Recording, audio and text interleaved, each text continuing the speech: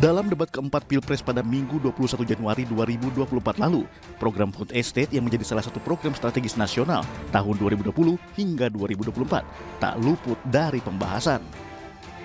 Kritik atas kegagalan proyek di bawah kendali Menteri Pertahanan Prabowo Subianto bahkan telah dibahas oleh Cawapres nomor urut 1, Muhaimin Iskandar, sejak membacakan visi misinya.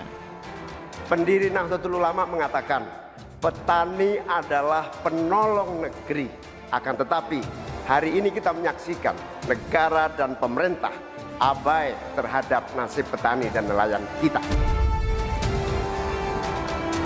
Kita sangat prihatin. Upaya pengadaan pangan nasional dilakukan melalui food estate. Food estate terbukti mengabaikan petani kita, meninggalkan masyarakat adat kita, menghasilkan konflik agraria dan bahkan merusak lingkungan kita.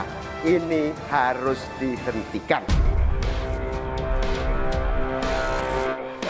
Selain membuat rugi, Cawapres nomor urut 3 Mahfud MD juga menyebut program food estate malah merusak lingkungan. Kami punya program petani, bangga bertani di Laut Jaya, nelayan sejahtera.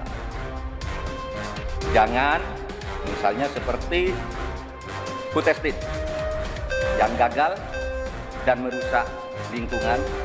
Yang benar aja, rugi dong kita. Sementara sang Cawapres pendamping Prabowo Subianto, Gibran Rakabuming Raka, menyebut tidak semua proyek food estate mengalami kegagalan. Jadi memang yang namanya food estate, lahan pertanian itu adalah program jangka panjang, Pak. Jadi tidak bisa dijudge sekali panen, 2 kali panen, 3 kali panen. Panen pertama, kedua, ketiga itu pasti tidak pernah 100%. Ini yang petani pasti paham. Baru nanti panen ke-6, ke-7, ke-8 baru akan kelihatan seperti apa hasilnya. Memang ada yang gagal, tapi ada yang berhasil juga yang sudah panen. Misalnya di Gunung Mas, Kalteng, itu sudah panen jagung, singkong. Itu Pak, cek saja nanti ininya, cek saja datanya. Food estate merupakan kebijakan yang dirancang dengan konsep pengembangan pangan secara terintegrasi, mencakup pertanian, perkebunan, bahkan peternakan di suatu kawasan. Program gagasan Presiden Joko Widodo ini memiliki anggaran fantastis senilai 235,46 miliar rupiah. Program food estate dilaksanakan di sejumlah wilayah di Indonesia, di antaranya Gresik, Jawa Timur. Di Sumatera Utara, proyek food estate tersebar di 4 wilayah, yakni Kabupaten Humbang Hasundutan, Pakpak Barat, Tapanuli Tengah, dan Tapanuli Utara. Di Sumatera Selatan, lokasi food estate tersebar di Ogan Ilir, Ogan Komering Ilir, Banyu Asin, Ogan Komering Ulu Selatan, dan Ogan Komering Ulu Timur. Sementara di Kalimantan Tengah, proyek food estate tersebar di Pulau Pisang, Kabupaten Kapuas, dan Kabupaten Gunung Mas. Program food estate juga turut dicanangkan di Nusa Tenggara Timur yang tersebar di 3 kabupaten berbeda, yakni Kabupaten Belu, Kabupaten Sumba Tengah, Kabupaten Sumba Timur. Di wilayah paling timur Indonesia, yakni Provinsi Papua, food estate akan dibangun di Kerom dan Merauke. Pasca debat Pilpres keempat digelar pada Minggu malam, Cawapres nomor urut 1 Muhaimin Iskandar hanya mengucapkan terima kasih kepada Mahfud MD karena telah menjadi lawan debat yang baik. Saya berterima kasih kepada Profesor Mahfud yang telah menjadi lawan debat. Sebab lawan debat itu teman berpikir, mencari solusi, mengadu argumen untuk mencari jalan terbaik buat bangsa kita. Pak Mahfud telah menjadi teman debat yang produktif, yang menjaga kewibawaan debat kita malam ini sehingga punya masa depan yang lebih baik buat visi kita ke depan. Sementara, Mahfud MD Cawapres nomor urut 3 membeberkan alasannya yang tidak mau jawab pertanyaan dari lawan debatnya malam itu, Gibran Rakabuming Raka, Cawapres nomor urut 2.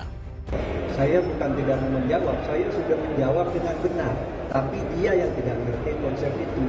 Sehingga dibilang, loh kok jawabannya lain dari jawaban saya itu karena pertanyaan itu. Sebab itu, saya bilang ke moderator, udahlah, kembalikan ke moderator aja, ini tidak bisa dilanjutkan debat kayak gini. Karena masalahnya sudah dijawab, lalu bilang belum dijawab.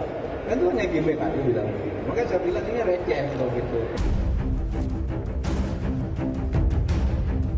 Tak hanya di podium, panas debat keempat Pilpres juga terjadi di media sosial. Bahkan ketiga kandidat Cawapres menjadi trending topik di media sosial X. Cawapres nomor urut 2 Gibran Rakabuming Raka menempati posisi tertinggi dengan sentimen negatif di media tersebut.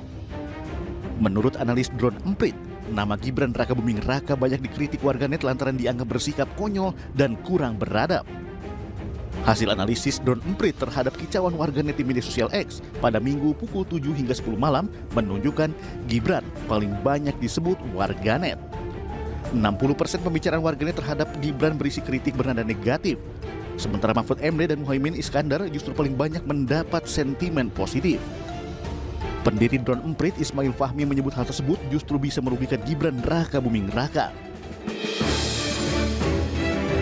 Debat pamungkas Cawapres telah selesai digelar. Debat tak hanya sekedar adu argumentasi dan gagasan untuk mencari solusi atas permasalahan bangsa. Debat juga menjadi panggung pertunjukan sikap dan adab calon pemimpin bangsa. Apakah akan menghalalkan segala cara atau mematuhi aturan dan memegang teguh etika? Jadi jangan bilang Anda tidak tahu akan permasalahan ini karena kami sudah memberitahukannya.